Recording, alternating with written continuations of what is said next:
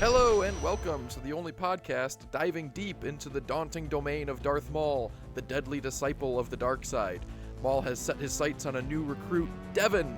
With deliberate words and a disturbingly calm demeanor, Maul delivers his pitch, a devilishly designed dialogue meant to draw Devon down a darker path. I'm Luke. I'm Max. And I'm Matt. And this is Force for Thought. A lot of D's in there. I'm looking at two right now. A lot of D's. There's a lot of style in this show. All right, so hello and welcome. We're here to discuss Maul Shadow Lord episodes 1 and 2. Sinister Schemes and Dark Revenge. Yes, the Dark Revenge. High level thoughts. I liked it.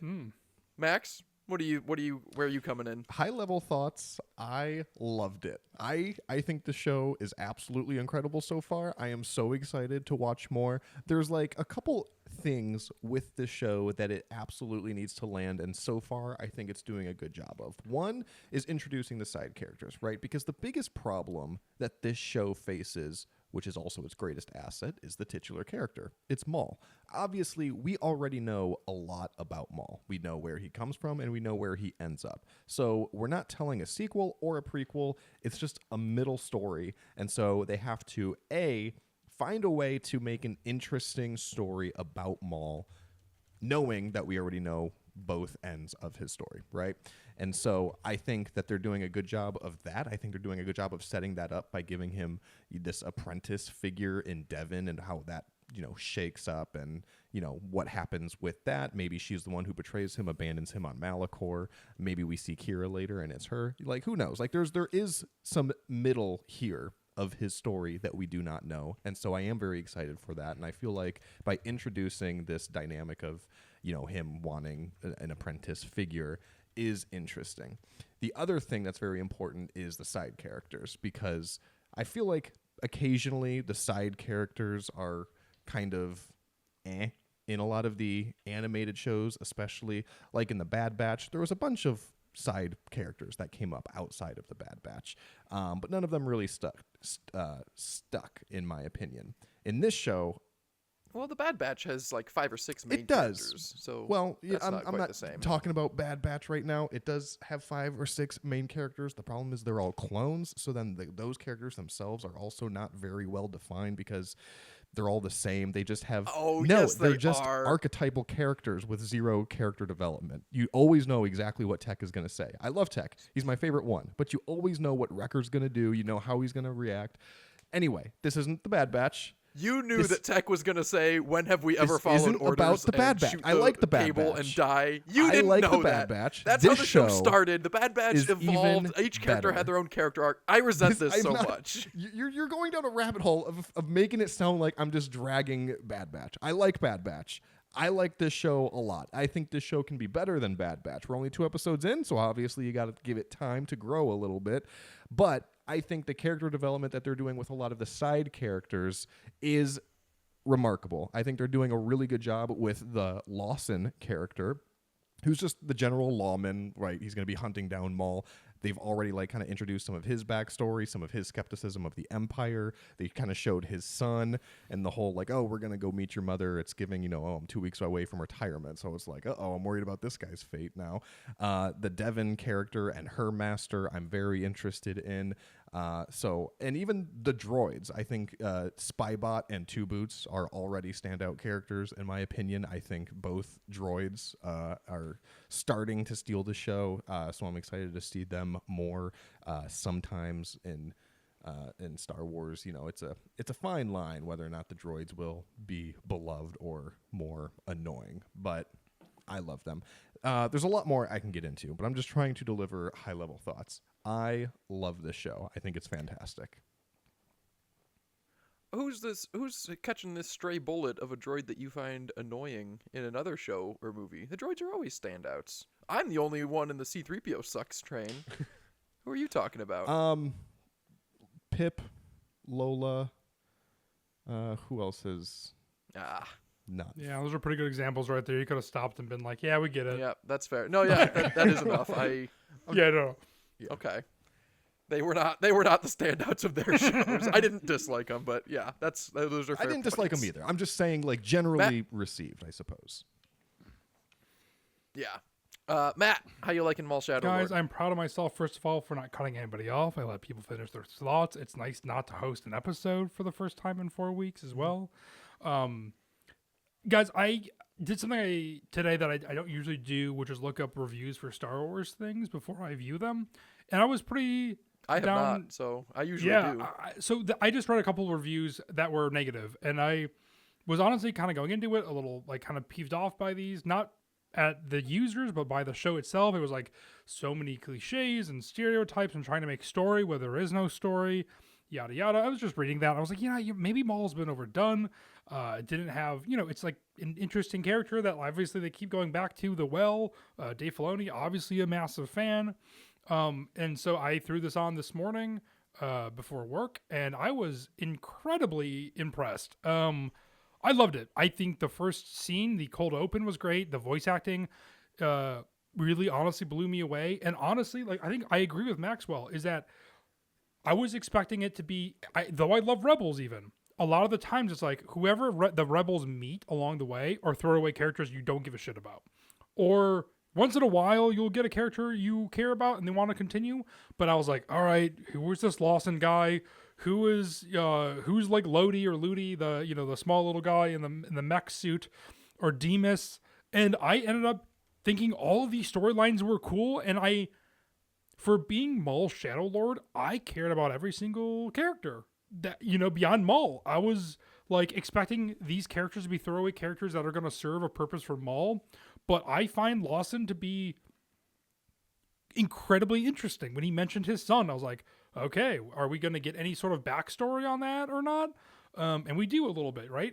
And then having also the voice acting, Dennis Haysbert is in this show, aka the Allstate guy. Like, having him, or like John Carroll Lynch, right, as Demas, and having these people, Wagner Mora obviously is Lawson, I guess, is the biggest thing, but like the voice acting is top tier, and I didn't even notice these people were in the show until the credits. And so it's like, yeah, these people are bigger-ish or no-name actors, known name, not no name, just making sure that doesn't sound wrong. And they're all like really supporting and rounding out the cast. Also, it visually looks amazing. I know sometimes, especially in Star Wars animation, I can kind of get lost. And I know, Luke, you are the one who pointed out that like Rebels and Clone Wars like are different styles of animation. And I was like, to me, they look exactly the same. But this is a show that I think is visually very different. And I think it's a very much welcome into the animation Star Wars world, and just for the fact of just seeing how every scene so far takes place at night, and you have that neon glow of the city, and you have this underground world, and you have the mention of the pikes and spice and all this stuff. It just gives me a tickle that I love so much. And I did not think I was going to have as much fun as I did with these episodes today, honestly. I was going to be like, you know what? All right, it's going to be another Star Wars animated show. I'm going to enjoy it. I'm going to move on. But no, I thoroughly enjoyed it, and I'm so excited for more, to be honest. I seem to be coming in coolest on this than the Among Us. I didn't dislike it by any means. I definitely liked it. I think at the end of the day, it's just not really my style. I prefer like Jedi and hero stories to anti-hero stuff. Like, I'm also, I think I have it right here. I'm rereading the Darth Bane books, which is very similar to this in the sense that it's led by a dark side Force user, or starring a dark side Force user, and like the tonally and like the atmosphere is pretty similar to this. And it's just not my favorite style for Star Wars. That's not to say I don't like it, but the standouts for me so far, like Max was saying, are Devin and Lawson. It's like I said before the Book of Boba Fett came out, and I've said it since then. When you have a show centered around a character that you know so thoroughly, like Boba Fett or like Maul, the quality of the show is going to come down to the quality of the side characters. Book of Boba Fett did not land for me. I did not like the side characters in Book of Boba Fett. Maul Shadow Lord seems like it's going to a lot more, because Lawson, I was worried when I first met him, because we've seen the cop in a private security sector that doesn't want the Empire involved, trying to solve his own problems before, in Cyril Karn, and it's not going to beat the Cyril Karn story for me. But they are presenting it with a different angle. He's not Cyril Karn, and I like where this character's going, and I was worried that it was going to be too similar to that. Similar to Devin, we know that she's a young Jedi that Maul's going to try to seduce. We've seen that in Rebels, The Acolyte, so plenty of things. Empire Strikes Back, like plenty of things. And so I'm still, the jury's still out on that, because I kind of thought there was going to be more development on it in the second episode. Like, I thought the first one ended in a great place where he found her. He was like having visions and premonitions of what he can do with her as a weapon, and then he found her, and that the atmosphere there where his shadow covered Devin's face. I thought that was so cool, such a perfect way to end episode 1. And that shot, and then when he just episode turns 2, and looks at her, seeing Maul from her POV, it's frightening. Scary. Even though this is a character we've seen so much, it was still scary. And I was like, wow. The cinematography in this show, like they're doing like all these big aerial shots and everything too. It just looks so good. Anyway, sorry, keep going. Yes. I agree, Luke, too. I am cutting you off. Here I am. But the please. fact that I think Wagner, I agree. I usually don't love stories where I don't think we're supposed to root for Maul, which is the funny thing. And I think this is an interesting show so far where Maul is the entry point into this IP and this story. But I don't think he is the person we're going to root for. I think we're rooting for everyone besides him. So far, we're just like, Maul is cool, but he is threatening, and we're seeing it from different perspectives. But so far, I feel like we are on Lawson's side. And then his brief interaction with, I forget her name, we just said it a million times, Devin? With her, I feel like we understand those characters more, and we're rooting for them instantly. And we're rooting for Maul for the fact that we know him. We know he's a bad person, so I have no interest in... I want to see him because he's visually interesting, and I think the voice acting is great, but I don't care for anything that he's about. Besides maybe trying to strike down the Emperor, and this is what his goal is, maybe, but... It's interesting where, like, the side characters are almost the main characters, and Maul is, like, the emperor of this show, where he is lurking in the background consistently, and he's coming in last minute and kind of, guiding it, but I feel like a lot of it is these side characters and their hunt and pursuit towards him. Yes, well said, and I think the show can work in that light, and I'm just saying the jury's still out for me on whether it will, because... Lawson, I think, is firing on all cylinders. Devin, I would have expected to see a little bit... I would expect to be more on board with her story arc by the end of episode 2. I'm not saying it won't get there. Similar with Master Iko Diodaki, her lizard master. He looks really cool. No, nothing in the show is going to have a problem looking cool. The show looks fantastic. But he has done very little, and again, similar to Book of Boba Fett, I think my overall opinion on the show will come down pretty heavily onto his shoulders and Lawson and Devin. I think it is hard for Devin. Like, you're right, Luke. I agree with that, because we've seen that character a million times in the archetype. It's like, they survived the Purge. How did they survive? And that's kind of the mystery of their character, and we're still kind of waiting for it, right? Like, they're like, time will tell. So it's hard to, like, get on board instantly for a character that we've kind of already seen before. But she seems interesting, and I am interested in where their story is going to go, but... Man, I assume the master's gonna die, right? Like, that's kind of gotta happen. I would have assumed as well, but if he doesn't die immediately, he almost approached Lawson. I think he'll have some scenes with Lawson. He'll talk to Devin again after Devin starts working with Maul. I think there is going to be a lot more out of his character, but yeah, we'll see if that is able to carry the show. I think so. We're not going to go through episode, but if you've been listening to our rewatch on Mandalorian, which, based on our viewership and general vibes from our friends and family, most people have not been, which is fine. It's mostly been for us to get ready for the Mandalorian. And even then, Grogu. If you're interested, feel free to listen. But yeah, for all intents and purposes, we've been on hiatus from quality Star Wars content creation. We've been stressed out of our minds for no reason.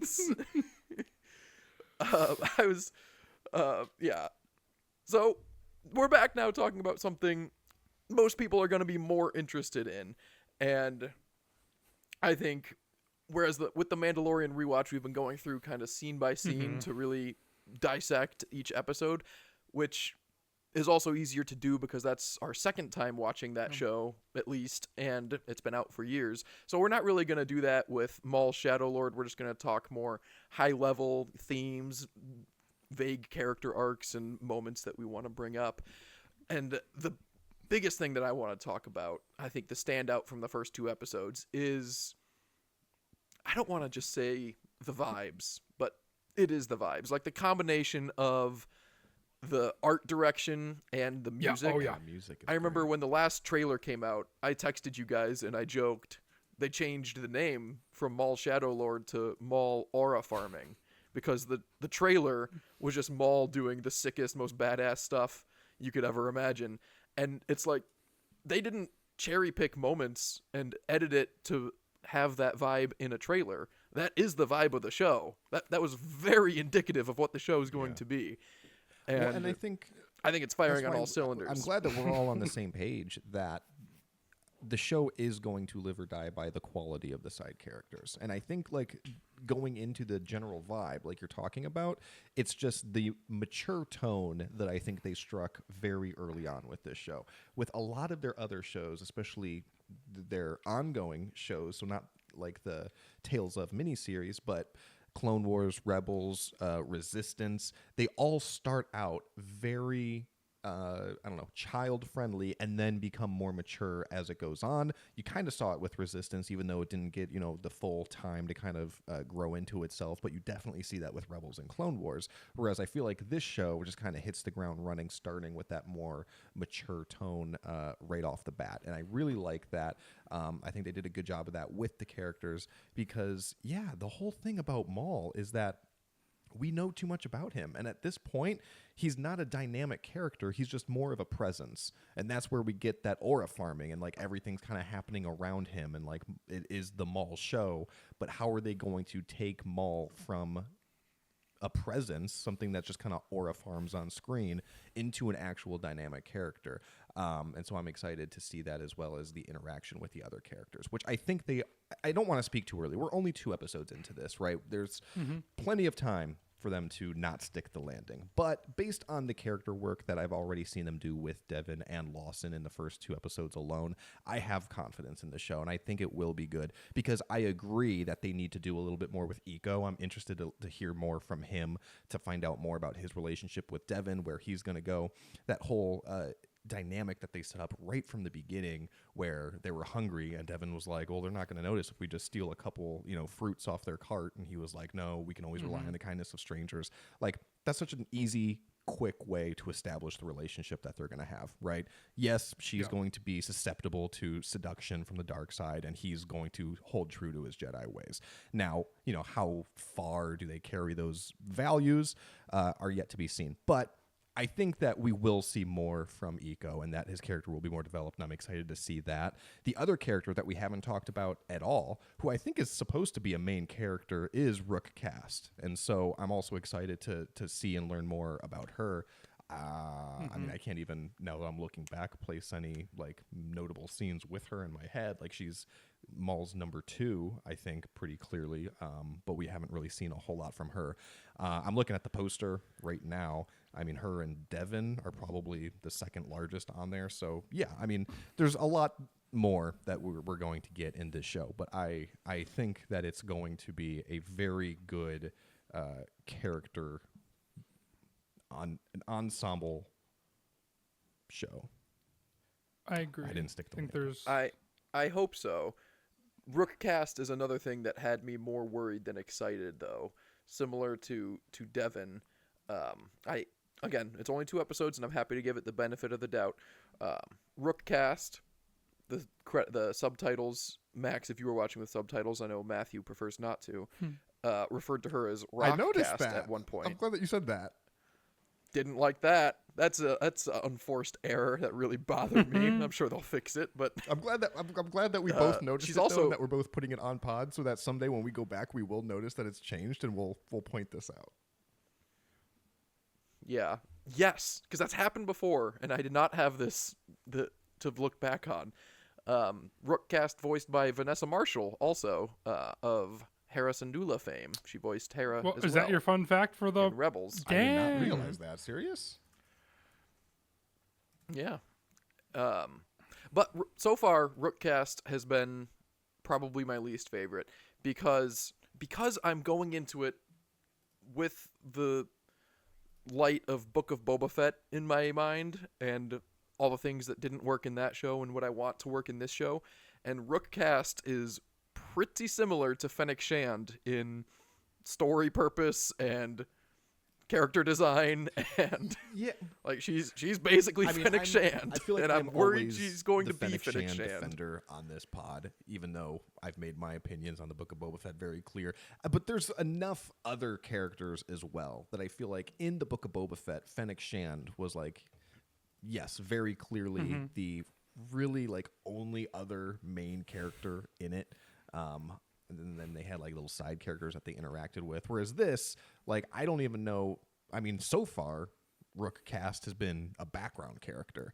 I mean, Yes. so I'm assuming we're going to see more of her. But I'm not too worried about Rookcast because it's like, you know, even if she takes like a back seat, like they're doing enough with all these other characters to keep me interested that I don't really mind not getting her full, you know, character developed or whatever. But again, I think we will. While we're talking about Rookcast characters, also in the Clone Wars, the Siege of Mandalore, right? And so I feel like I also, not sorry, Mac. I feel like this kind of it goes into what you were saying a little bit about her, and I think she'll get her episode right to kind of go further in. And I like the idea that Maul has kind of a ragtag group. I don't love that his like disciples is what I'll call them are also Zabraks as well. Like I feel like when Zudi is like, "Oh, I know you. You work for him." It's like, well, yeah. I mean, they look the same in this world. Like we are known. That's And I like profiling. yes. Zudi, And it's Ludi Ludi. Vario is his name. Vario. They call him Vario most of the time. alright. I had to look at the Sorry. credits to see who Ludi Sorry, was. yes. Again, I only watched these episodes Vario. earlier today, but I think that's just one thing. I like this ragtag group, and I feel like having a Mandalorian in there. I think we're getting too Mandalorianed out.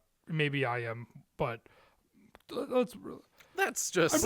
I'm just. not They're the just show's popping up. fault. They're just popping. I know that she is baked into Maul's story, but like, let's take a beat on some other people. You know, You let's get We're some. 6 months into our Mandalorian rewatch, though. That Like, is a recognize your good bias here. point, but I think either way, I don't want to get too Mandalorian out in the fact of like, you know, we held on for Boba Fett forever, and we got Jango Fett, and that was exciting. Got a little breadcrumb, and then we got Din Djarin, and now I'm full. You know, I'm good. I'm okay. We got Bo-Katan. Anyway, sorry, Mac. Sorry, I got one more thing to say, but it's back to the aura thing that you said, Luke, the text you sent. So I don't know if I can backtrack for 1 second, Max, or if you want to continue on. No, go 'cause I for don't want it. to break your stride. No, let's finish our Rookcast conversation because I would like to tie this up and not return Okay. to it. So, Well, Max, I was go just on. going to say it's again, we're getting Maul in the middle, so we know where he's coming from, where he's going, and we know Rookcast is already kind of baked in, right? 'Cause they're talking about the Shadow Collective, and like we're kind of picking up from where he left off, which is with a couple Mandalorians post Siege of Mandalore, the Zabraks, which makes sense, albeit I can't quite place where they actually factor in. I mean, he did go to Dathomir, if I'm not mistaken. Maybe that was in Son of Dathomir, actually, the comic, which is canon. So I don't know. Like his team, it's not like they're just like introducing like random Mandalorians to like kind of throw in there. Like it does make sense the team that he has put together so far. I'm not committing to this theory, but the possibility exists that Rookcast starts putting little Darth Maul horns on her helmet and getting really into forging armor. No, And that could also that would help out with some You see- I people's- take it back, you Luke. see- I take it back. Here's the thing. Yes, we would all love that. That's the Oh full my circle God. that Star Wars fans are always looking for, but it never is gonna happen. So I'm like, I'm just gonna shoot it down. I'm now, on board with this.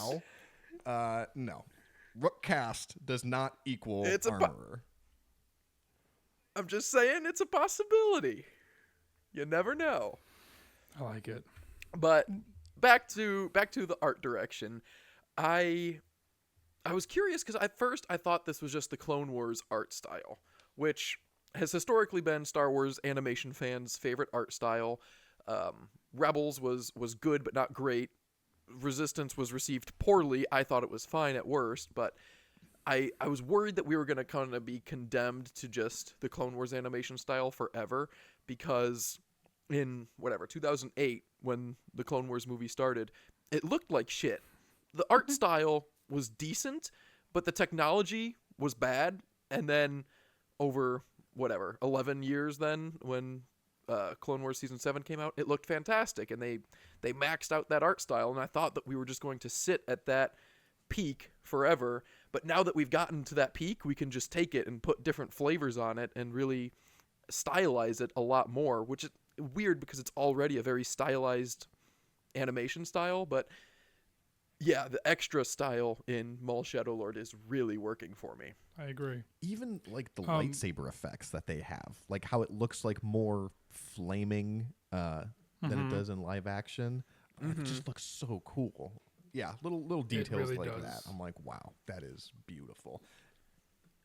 It truly is one of the coolest parts. I mean, it sucked because I put it on earlier and I was like, okay, well, I can like maybe put this on in the background, rewatch some scenes or whatever. But like, it instantly grabbed me because of the way it looks. Like, it looks so. It's fun to watch. Like, visually fun to watch. And hard to take away. It's Real there's quick, not a the single aura shot where you're not just like, I like looking at that. Like, even in Rebels, which I like the animation of Rebels, but like a lot of just like the stuff on Lothal, like, okay, there's just like a meadow in the background. A lot of exactly. A lot of it. Yeah. This, it's every They also get single bendy shot. and stuff. Yeah.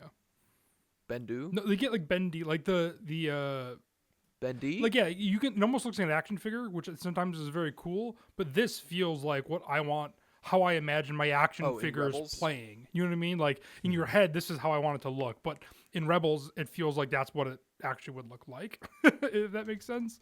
And so I feel like, yeah, it's a blast. To look real quick. Sorry, I just want to do the aura farming thing real quick. You mentioned that, and I just had a quick backstory that I don't think I even told you. Not that it matters.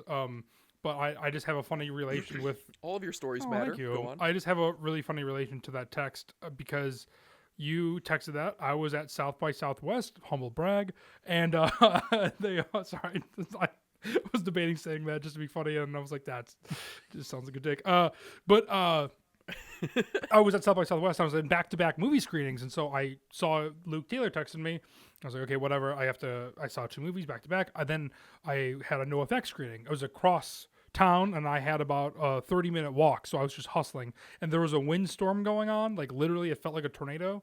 And I saw your text that they changed the name, and I thought you were serious. I literally said out loud, I can't fucking deal with this right now, and kept walking.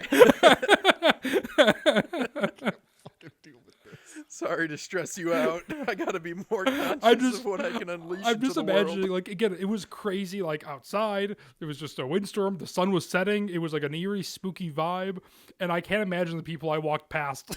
That I was like, I can't even fucking deal with this right now. I was by myself. Going through something like, oh, that guy's got some stuff happening in his life. No, To be fair, there also was, but it all worked out. But it was Maul Shadow Lord is what pushed me over the edge. It's like that scene from The Office where Dwight is trying to catch the bat and Jim is also turning into a vampire. And he's like, one disaster at a time. That's exactly what. But like neither of them actually matter. That's exactly what it was. Anyway, sorry those people in Austin, Texas. The music, also Phenomenal. a standout. Not in the typical Star Wars way, because it was a very, again, distinct and stylized music direction. I'm curious. This is the only thing I'm curious to see on the internet, because maybe it's getting older, maybe it's doing this podcast for longer, but I really care so much less about seeing other people's takes on the internet. I agree. But I am curious about what they think about the music, because Matt, you said, again, for those of you that didn't watch, which is almost all of you, in our Mandalorian Season 2, Episode 8 rewatch with the Dark Troopers, they had some techno music, dubstep kind of vibes, not dissimilar from Maul Shadow Lord, and I really liked that. And Matt, you said that was kind of contentious online, that was a lot of people didn't love it. So I'm curious if people like this one, because it is very similar. I think it goes great with the vibe, but I wouldn't be surprised if people didn't like that element. And then because the vibe is sort of the whole hook of the show. I wouldn't be surprised if people didn't like the show that much because of the music alone. So I don't feel that way. I love the music. I think it fits with this too, and I think the same thing with the stuff in Mandalorian. Like when I'm listening to the Mandalorian soundtrack on Spotify or whatever, those tracks do throw me off because those are skippable ones to me because I don't like to listen to them. I think they work in the show, but I think this is like they're building the full world, and I think the music is the thing I do like about following an anti-hero is the fact that the music is dark and moody and kind of a little bit like synth driven as well, and so I do like that flavor into it. I think it works really well with the visuals, and again the black and neon against black and stuff too. I think that works. Max, do you have any thoughts on that? No, the only I don't even know if this would fall under like music or anything, but I think it's considered part of the theme song, like the little intro part too, with the Maul title card, and you can like barely hear Maul screaming in the background. Mm-hmm. Gives me goosebumps every time. Does this planet have a name? I'm about to go Google it. I just read it before hopping on Janix. Mm. But I don't know if they said it. We Planet also Janix. mentioned Eco multiple times. I was kind of jumping on you for naming him because I was like, did they ever even say his name in the show too?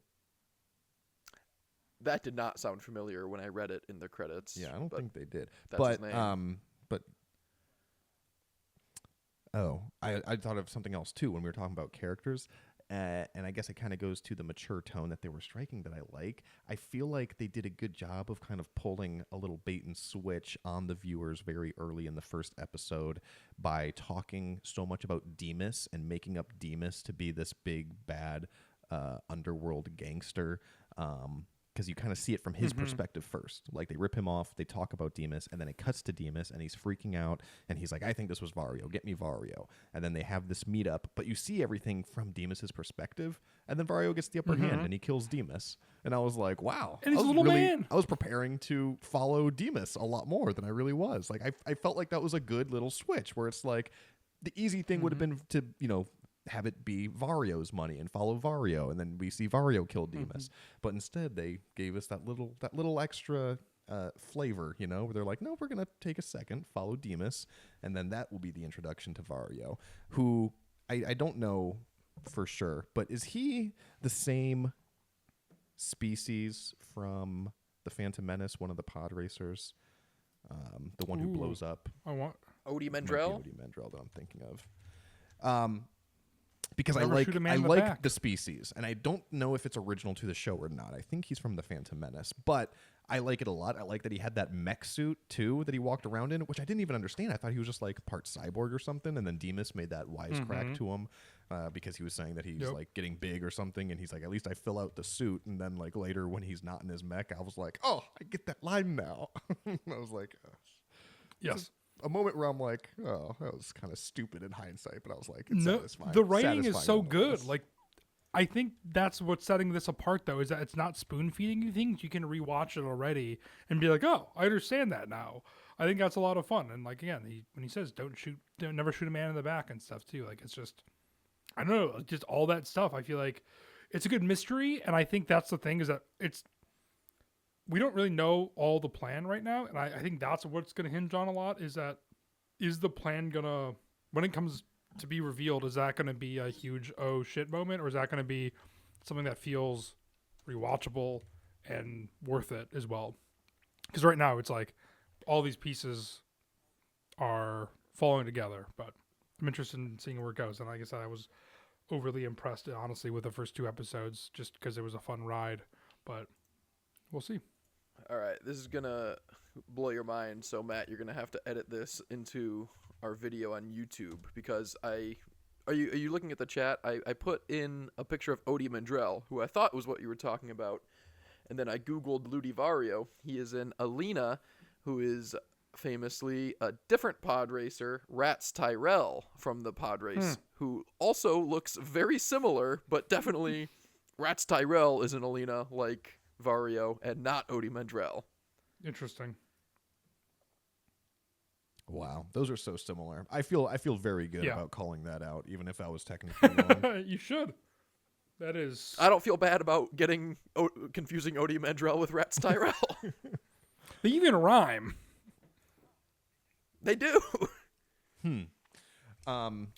Okay, well, that's good to know. But yeah, I love that. I think all the characters, Matt, you put it so well that these characters, like, it looks the way you imagine your action figures to be playing with each other. And maybe that's why every single character I'm looking at, I'm like, ooh, I really want that action figure. Like, yes, I want the Vario action figure, the little tiny species with a giant mech that you can put them in and out. I'm like, yep, I will buy that.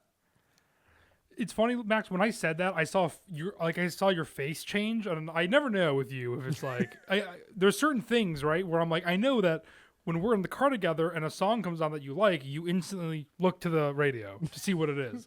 Like, there's certain things I know about you, and so I saw your face change, and I was like, do I call it out or do I just wait? This could take years for you to be like, you know that one time you said that thing? I'm so glad you said it. It made me happy. But yeah, I genuinely feel like that. Like, this is what my action figures look like in my head when I'm playing with them, versus Rebels is, I feel like, what they look like in real life. Matt's out here professing his love to Max like a 90s rom-com. I love the way you look at the radio when a song comes on that you like. No, there's just certain things about Max that you have to understand, I feel like. There's just like, it's not even it's just there's little ticks with that Max does. Like, you'll be mid-sentence talking, and you'll be like, yeah, so anyway, and then the song will come on, and you'll be like, he'll just stop talking and look directly at the radio as it yelled at him. And that's when I know, like, oh, he likes this song. It took like a decade to talk about it, but when we were going to see Taylor Swift, I finally mentioned it. We did talk about that. Is that not just human nature? You like a song, so you look to see what it is? I don't know. Yes, but you do it so dramatically and distinctly. Like, you could be mid-sentence about, like, something super important. Like, I swear to God, you were talking about having a third kid. This was years ago.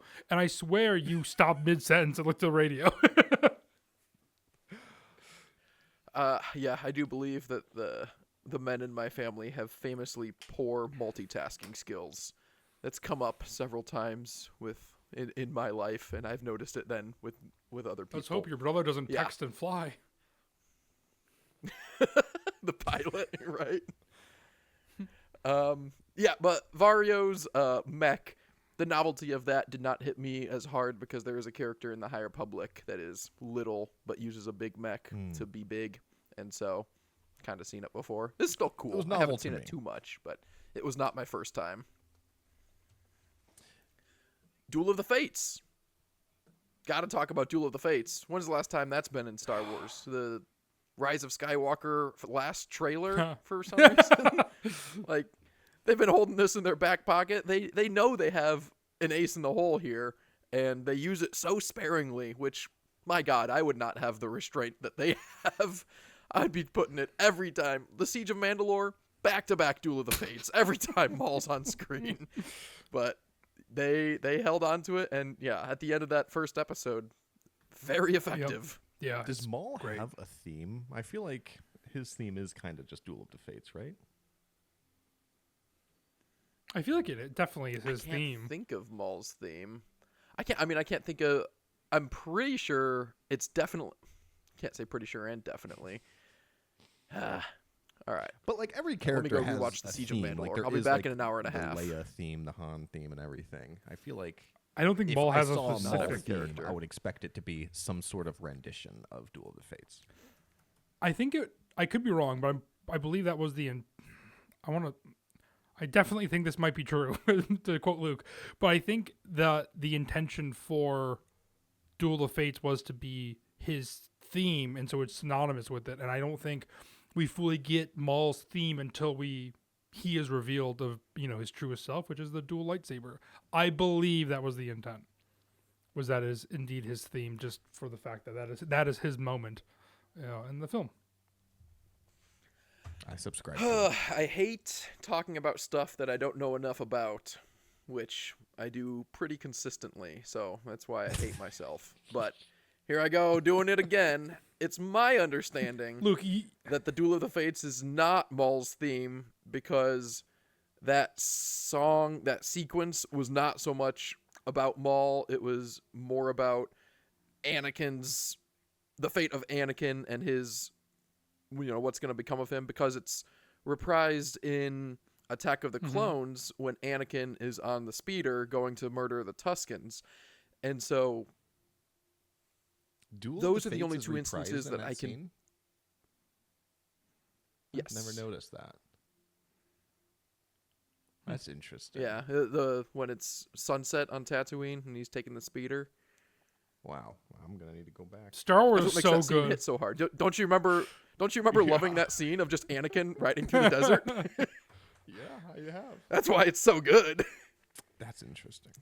But, and then also because I'm pretty sure it's not in the Siege of Mandalore when I was expecting it to be back when it came out. And what was that, 2020? Which I thought was appropriate because I thought it was more of like a Anakin sort of, although it would have been appropriate with Ahsoka too. I don't know. I don't know what Maul's theme is. I don't think it's Duel of the Fates, but Well, I'm not maybe- certain. I wish I knew character themes better than I do. I know people really like Ahsoka's theme. I couldn't even tell you what Ahsoka's theme is. I know Sabine's theme just because it's the Trials of the Darksaber theme, and I really like Trials of the Darksaber.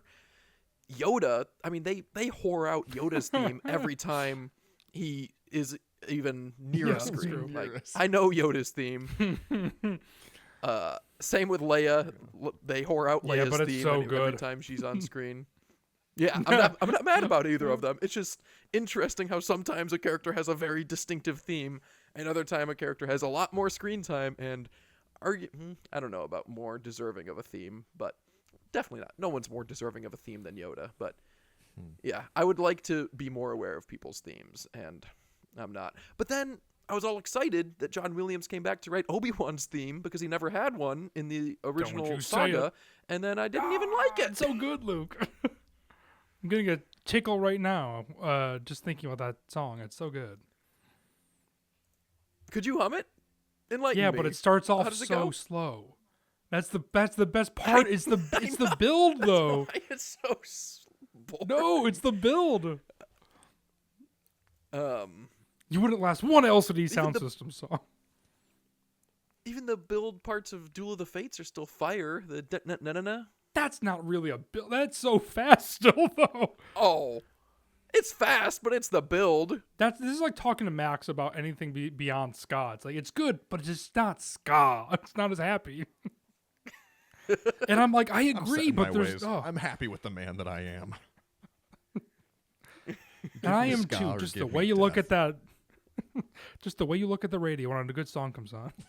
When an eighth note happens, you're looking straight to that clock. We're starting to run a little bit long, and we have not yet touched on the plot of the show. Yeah, it's not worth it. Vibe. It can't be not worth it. We cannot talk about 2 episodes of a show for an hour and not touch on the plot. It's early in the plot. I'm not going to commit to a take. I don't understand where we're starting because where we ended in Clone Wars Season 7, Maul was the leader of a crime syndicate, the Shadow Collective, and there was that sequence of him with at least Dryden Voss, because I remember it was exciting to see Dryden Voss, but several other people. Was it like a Falleen with Black Sun and a Pike? I can't remember now. It was just like a very short sequence of him on a meeting with them before someone else came and had a scene with Maul, but I thought that was where we were going to be picking up, but it seems more like Maul has fallen from grace again, is going to build up again, and then fall from grace again, which I'm not mad about. I think it was Sam Witwer, which would make sense. Sam Witwer referred to Maul as Sisyphus before, the Greek tragedy of the guy that pushes the rock up the hill just to have it fall back down at the top, and he does that for all eternity. I feel like that's my this life is and house Maul's project. Fate. House projects, yeah, that's real. But yeah, this is Maul's fate. I'm gonna watch it every time, but I don't understand the fall he had between Clone Wars and now. Which, am I reading that right? Like, there was an event that changed. This is not where you expected to see him, was it? I don't know. Is he fully down? I feel like he's pretty comfortable where he's at. He's just trying to kind of get his bearings kind of for this big attack against Palpatine is what was my understanding of it. I don't think he's necessarily like a down on his luck guy. I mean, he's got a full kind of battalion behind him, and now he's like kind of going in he's going against the people that traded against him in order for him to serve a higher purpose. So in my mind, he is reaching that top of the hill, but he will fall back down again. I don't think he's down the hill, to be honest, is my read. I don't think he's at the bottom of the hill. Like, definitely not where we find him in Rebels or in the beginning of Clone Yes. Wars. Like, those are bottom of the hill Yes. points. But he's further down it than I thought he left off at in Clone Wars Season 7. Yeah, he definitely is at a different place. I don't know if it's necessarily like a problem for me. Like, I feel like they're kind of backfilling in that story pretty clearly. And I don't want to say this definitively because I haven't read it yet. But I do have here the Shadow of Maul comic book that is also being released at the same time, I believe, as of today, recording. Issue 3 just came out, and I think it's a 4-issue miniseries. So if you are interested in some of the prelude to Maul Shadow Lord, you can pick those up at your local comic book store.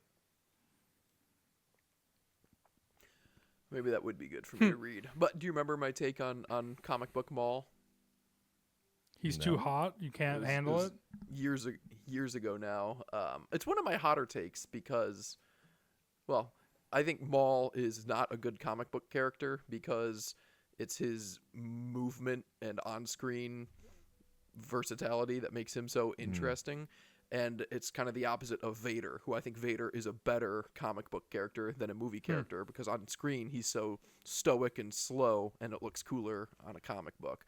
But I've read some Maul comics and I thought that they draw him as dynamic as they can, but at the end of the day, it's just a picture and I can't extend my imagination that far to see the swooshes and stuff that I Have see you on read screen. Darth Maul Black, White, and Red?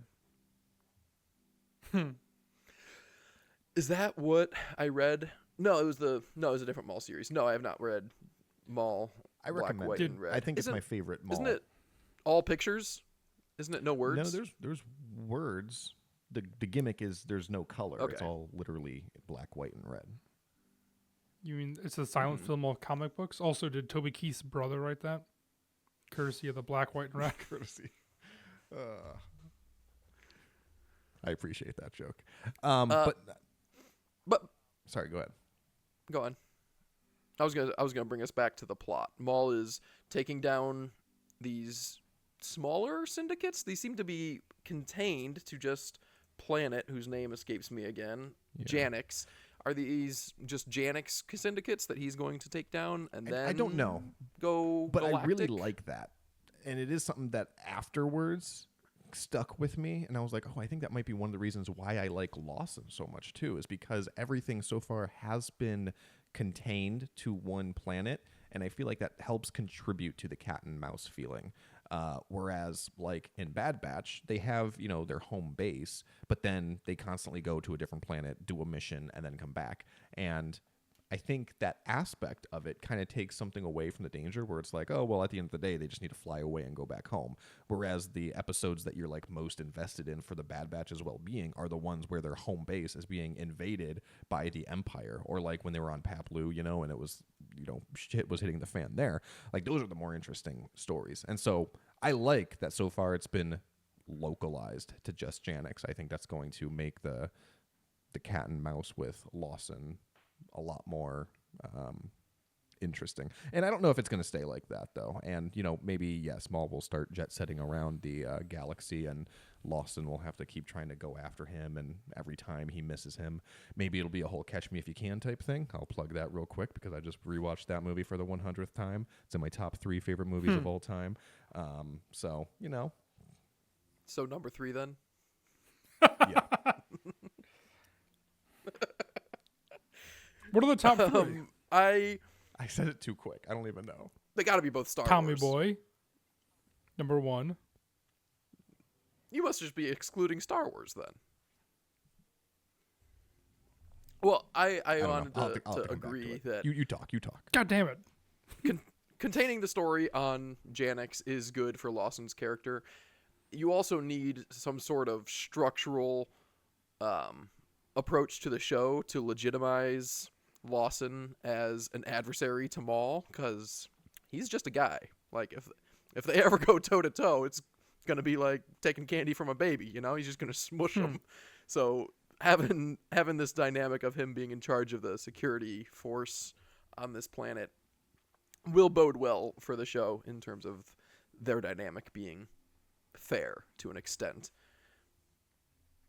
Matt, or Max for that matter, do you have any final notes to bring up on Maul Shadowlord episodes 1 and 2? You did a great job, Luke, of guiding it through, and I feel like I got the full picture just without going scene by scene. No, I ultimately I love this. I really liked it. I think it's a nice kind of breath of fresh air leading into Mandalorian Grogu. It's a little bit of a different vibe. We're getting a little bit of Mandalorian in here too, but no, ultimately I'm liking the world that they're setting up and the story that they're showing as well. It seems slow and methodical and purposeful, just like Maul. When he's not. Maxwell? I have very high double hopes jumping, for this kicking. show. So far, I think it's firing on all cylinders, and I think it's showing a lot of promise. I'm very excited. I'm excited to see where it's going to go. As far as the plot, like in general, I didn't really have too much to say, just because I feel like it's kind of hitting the beats that I thought it would be hitting. Like, yeah, he's a crime lord. He's hitting back at other crime lord syndicates. He's going to consolidate power. The thing that's the most interesting is that he wants an apprentice. And so I think the relationship between him and Devin is going to be interesting. She is a Twi'lek. Darth Talon is a popular character in Legends. And I laughed this morning. I'm a subscriber to the Utini Dispatch, and I got an email this morning with all sorts of information on Darth Talon and giving her background and stuff. And I was like, that's funny that you guys clearly think that this is where it's going to, because that's where everyone kind of wants it to go, is somewhere in that direction. But whatever. I wonder how much of it is just being a product of your own time, and how I am of this time, obviously. And this is what dark and edgy looks like in 2026, and I think it's awesome. 20 years ago, Star Wars Legacy's dark and edgy looked like Darth Talon in a tube top, and I was like, not really my vibe, but it's the same thing, just in different In eras. the words of Real Big Fish, don't ban the tube top. Does anyone have any force for thought to leave us with? Yes, I do have a force for thought. I was thinking the other day as I was rewatching The Empire Strikes Back that Lando Calrissian is the administrator of Cloud City. And I was thinking, what's an administrator? Is that the mayor, the governor, the CEO? We really don't know. And then I was like, well, we have administrators in real life, but that's just secretaries, right? Administrative assistants. And then I thought, how funny would that be if and how Lando would it be if that is really just what he was? He was just the assistant to the mayor, but he just constantly played it up. He's the administrator of Cloud City, baby, And it's he gets on the PA and he's like, this is Administrator Lando Calrissian, and everyone stops to listen, but in their heads, everyone's like, who the fuck is this guy? I don't know who the administrator? That's and funny. It's just very Lando, I feel like, if that's actually a nothing position and he's just really playing it up. That is just hysterical. That puts different light on the arrival sequence when the cloud cars are shooting on the Falcon, and Han says, "No, I'm looking for Lando Calrissian," and they're like, "Who the fuck is Lando I don't know Calrissian?" who this is? Nobody knows who you're talking about right now. That's the equivalent of the boss's son trying to take charge of a building or something. You're like, what? Yeah, You have no power here. Canonically, I don't remember exactly because it's been a while since I read it, but the Star Wars 2020 series that takes place in between Empire and Return of the Jedi, the first arc, I think, the first couple issues, they go back to Cloud City, and I do believe Lando is in a not Redeemer, Liberator kind of big kahuna fashion when he does go back, and he feels he could feel an overwhelming responsibility even if you're just an arrogant administrator, I suppose. But I think canonically that is cleared up a bit in that comic series, though I don't remember the answer. I'm gonna have to go back and revisit those. But yeah, I just thought it was something fun to think about. That is indeed. That is fun. I'm gonna subscribe to that fan theory until I hear otherwise, just because that's too funny not to. And even if administrator, there's no small Thank you very roles, much. even if he was the administrator and that's a bigger role, maybe there's still 10 more people above him. Maybe it's kind of like the equivalent to being the comptroller. Do you know who your local comptroller is? No. Sure don't. Anyway, All right. Well, thanks for listening. Let us know what you think about Maul Shadowlord episodes 1 and 2. Stop by next week to talk about Maul Shadowlord episodes 3 and 4. We're doing 2 episodes a week as a special treat from Disney. Thank you, Disney. And have a good week. We'll see you then. See you, Sammy.